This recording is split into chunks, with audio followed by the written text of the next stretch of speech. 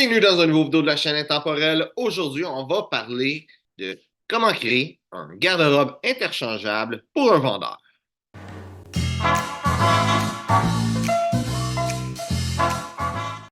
Donc, si tu es un vendeur, avant de savoir comment créer un garde-robe interchangeable, quelques petites choses. Premièrement, le garde-robe qui va être créé ou virtuellement créé, c'est vraiment en fonction d'un vendeur qui a besoin de porter des habits. Certaines choses vont être changées de habits à veston, peuvent être changées de habits à veston si jamais le besoin est là, ou si un habit pourrait être séparé en un veston et un pantalon. Si tu as un travail de vendeur parce que tu n'as pas vraiment besoin de t'habiller en habit. Tu vas y avoir des alternatives. Mais moi, le vidéo que je vais faire, c'est vraiment à propos de si tu es un vendeur et que tu as besoin de porter un habit.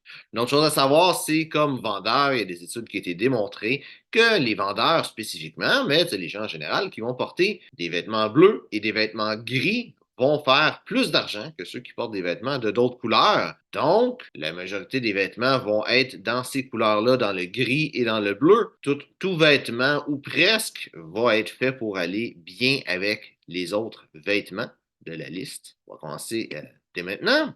La première chose, on commence avec des habits. Les habits que tu vas avoir besoin, c'est un habit charcoal. Premièrement, l'habit charcoal, c'est l'habit le plus formel que tu vas avoir de tout et le vêtement le plus formel que tu vas avoir dans la liste. C'est un événement formel, ce qui n'est pas nécessairement relié au travail. Ça te permet d'avoir cet habit-là, des funérailles, par exemple.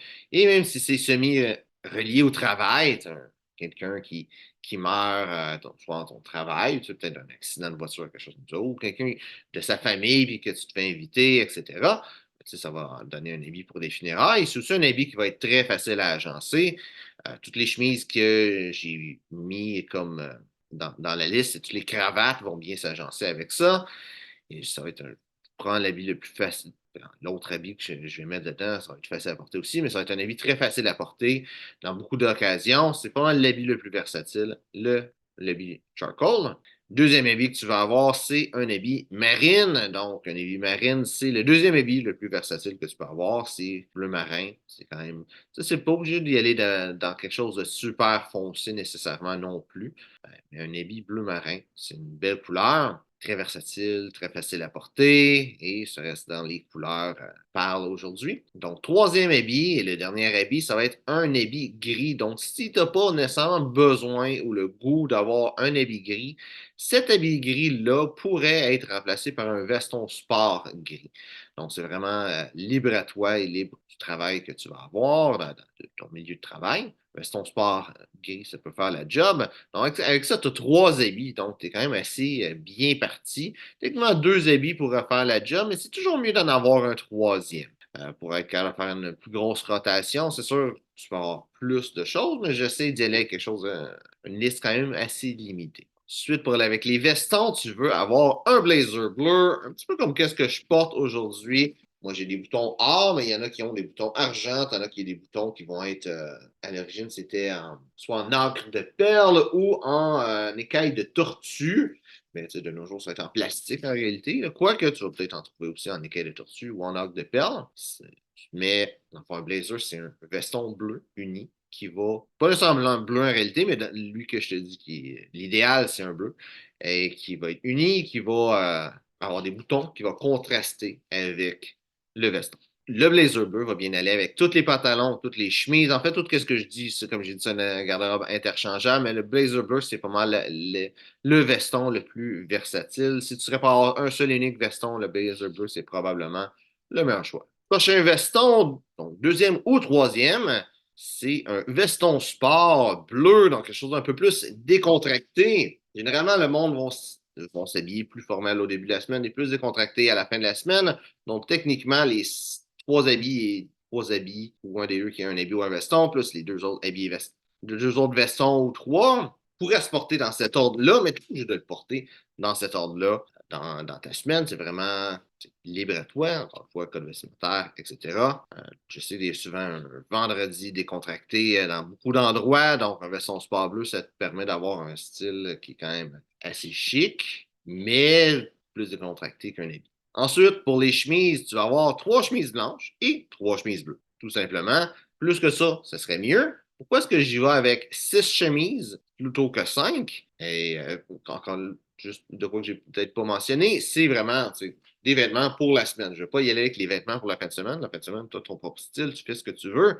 C'est vraiment si tu as besoin de porter des habits au travail et que tu es vendeur. Donc, pourquoi 6 chemises? C'est que souvent, ça va arriver que, c'est pas si souvent que ça, mais ça peut arriver que tu tâches ta chemise, même le matin, tu arrives, tu te fais ton déjeuner, tu t'échappes de quoi sur ta chemise est sale. Donc, si tu as 5 chemises, tu es dans le marre. Personnellement, je te dirais le mieux, c'est d'avoir pour 2 semaines de chemise. Mais à 6 chemises, ça te permet d'avoir un petit accident qui se passe à quelque part dans la semaine et d'être correct quand même, d'avoir une chemise que tu es capable de prendre vite fait pour remplacer la chemise que tu as. Donc, pour tes chemises, ça peut être des chemises qui vont être 3 les mêmes chemises blanches et 3 les mêmes chemises bleues. Ça peut être tu peux avoir un petit peu de variété. J'ai une chemise bleue comme ça, puis ici, c'est une chemise bleue, mais si tu la regardes de proche, tu vois, il y a un petit motif. C'est une chemise blanche avec un motif bleu ou bleu avec un motif blanc, là, peu importe, là, qui est dessus. Ça va compter pour une chemise bleue. C'est le fun. Tu veux pas quelque chose de trop flyé non plus, qui va être dur à matcher, de quoi d'uni ou un petit motif subtil comme qu'est-ce que je porte. Ça peut être aussi un motif qui est pas plus une texture qu'un motif qui va être vraiment dans le tissage. Maintenant, pour les pantalons, tu vas avoir un chino beige qui va être bon pour porter avec tes vestons bleus, ton blazer et le veston sport. Techniquement, l'habit marine, tu pourrais porter juste le veston de l'habit marine avec tes chinos beige. La seule chose qui n'est pas interchangeable vraiment à 100% de toute la liste, il y a une cravate aussi qu'on pourrait argumenter si c'est si interchangeable que ça, là. Mais la seule chose qui est vraiment interchangeable, pas interchangeable à 100%, c'est le chino beige. Le chino beige, c'est quand même un pantalon très classique. Tu vas pouvoir le porter sans veston. C'est une activité quelconque vraiment décontractée avec n'importe quel des 6 chemises que tu as. C'est un vêtement facile à porter. C'est juste avec un veston gris, c'est un petit peu moins beau. Ça va dépendre aussi du veston gris que tu as. Tu veux aussi avoir un autre chino, mais d'une autre couleur. Si tu aimes le beige, ça peut être un deuxième beige. Par exemple, ça pourrait être aussi un chino brun qui peut être bon pour l'automne et les saisons un peu plus froides. Ça peut être carrément une autre couleur, comme kaki, qui est vraiment une couleur très populaire. Je ne vais pas y aller avec nécessairement kaki. C'est vraiment à toi de décider quelle couleur que tu veux. En autant que tu t'arranges que ça fit, que ça marche avec le reste. C'est sûr que kaki, ce serait un bon choix en réalité. Mais ça pourrait être vraiment une autre couleur. Comme ça pourrait être un chino bleu pour avoir un chino qui va bien aller avec ton veston sport gris, par exemple. Ensuite, tu veux 2 pantalons habillés, un qui va être gris moyen et un qui va être gris pâle. Tu veux, dans le fond, un pantalon gris qui va être plus pâle que le veston sport bleu, que le blazer bleu et le veston sport gris si tu as pris l'option d'un veston sport gris plutôt qu'un habit gris. Typiquement, tu veux que ton veston soit plus foncé que ton pantalon.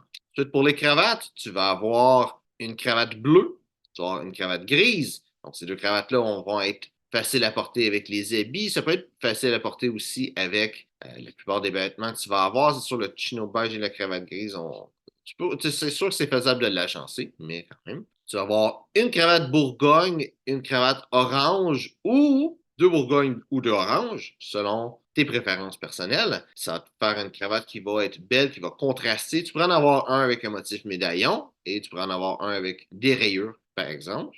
C'est vraiment libre à toi. Toutes les cravates, tu veux qu'il y ait quand même un certain motif. Tu veux pas que ça soit uni, spécialement quand tu vas porter ça de façon plus décontractée. Si tu as une cravate unie, c'est une cravate qui est beaucoup plus formelle et c'est même un petit peu trop formel pour le monde du travail. Fait que tu veux un certain motif dedans, soit un motif médaillon. Ça va vraiment dépendre de tes goûts personnels en réalité. Et finalement, la dernière cravate que tu vas avoir, c'est une cravate de ta couleur préférée. Donc, si c'est une couleur malheureusement qui ne s'agence pas bien avec le bleu, ça va être quand même une cravate que tu vas pouvoir porter avec tes habits gris. Mais tu sais, c'est le fun d'avoir une cravate d'une couleur qu'on aime. Si ça donne que ta couleur préférée, c'est une des couleurs qui sont déjà nommées, ben, achète une autre cravate d'une de ces couleurs-là qui sont déjà nommées. Autre chose que tu vas avoir, c'est des pochettes. Tu vas avoir au moins une pochette bleue et une pochette blanche. Tu peux vouloir une autre pochette d'une couleur qui va contraster comme Bourgogne. Mais c'est pas obligé d'être Bourgogne. Ça peut être une autre couleur qui va contrastante, qui va être beau avec le bleu. Ça peut être du orange, ça peut être du jaune. Cette pochette-là, ça va être bon quand tu ne vas pas mettre de cravate. Et finalement, pour les souliers, tu vas avoir une paire de Richelieu noir et une paire de Richelieu brun. Dans le fond, deux souliers très classiques qui se portent facilement avec des habits et qui se portent aussi bien avec des vêtements plus décontractés. Tu pourrais techniquement avoir un des deux souliers qui est un loafer ou un mocassin, ou voir les deux si ton style est plus pour ce genre de soulier-là. C'est aussi acceptable. Juste personnellement, je trouve que le soulier Richelieu, c'est personnellement, c'est plus habillé là, déjà, mais je trouve que c'est un meilleur soulier de base pour porter avec un habit. Et avoir un soulier noir et un soulier brun, ça va te permettre d'avoir des choses qui vont bien s'agencer avec les deux, les deux couleurs d'habits que tu vas avoir, bleu et gris. Tu vas aussi avoir des souliers qui peuvent être faciles à agencer avec toutes les patentes que tu vas avoir. Donc, avec ça, tu as assez de vêtements pour une semaine et de pouvoir porter jamais la même chose à chaque jour de la semaine ou rien qui se ressemble vraiment. Techniquement, tu as assez de couleurs pour être capable de faire des petits switches. J'ai un petit peu plus de vêtements que la plupart des gens vont recommander dans un garde-robe interchangeable, mais c'est toujours mieux d'en avoir un petit peu plus au cas que il arrive un accident, que tu salisses ton pantalon, ton veston, ta chemise, etc. Comme ça, tu n'es pas pris au dépourvu, tu n'es pas pris à la dernière minute d'être obligé de faire laver un vêtement, que c'est ou de faire laver toutes tes chemises parce que là, tu n'as plus de chemise propre.